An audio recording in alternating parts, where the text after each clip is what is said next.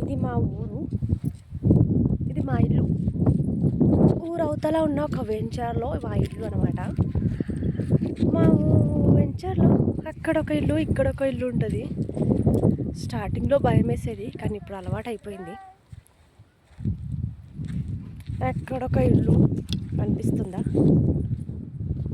మా ఇంటి ఎదురుగానే ఆవులు ఉంటాయి. ఆవులు కానీ బర్రెలు కానీ ఉంటాయి. మాకు ఎప్పుడంటే అప్పుడు పాలు అవైలబుల్గా ఉంటాయి.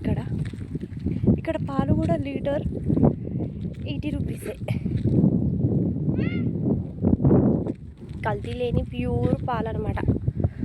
పిల్లలు చూడండి ఎలా ఆడుకుంటున్నారో మట్టిలో.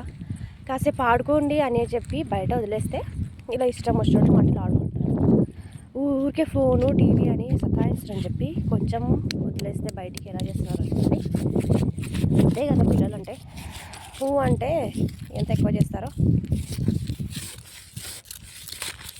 సో ఆడుకుంటున్నారు కదా అని చెప్పి నేను బ్రెడ్ జామ్ తీసుకొచ్చాను. ఈవినింగ్ కదా, ఏదో ఒకటి పెట్టాలని చెప్పి ట్రై చేస్తూ ఉంటాను నేను.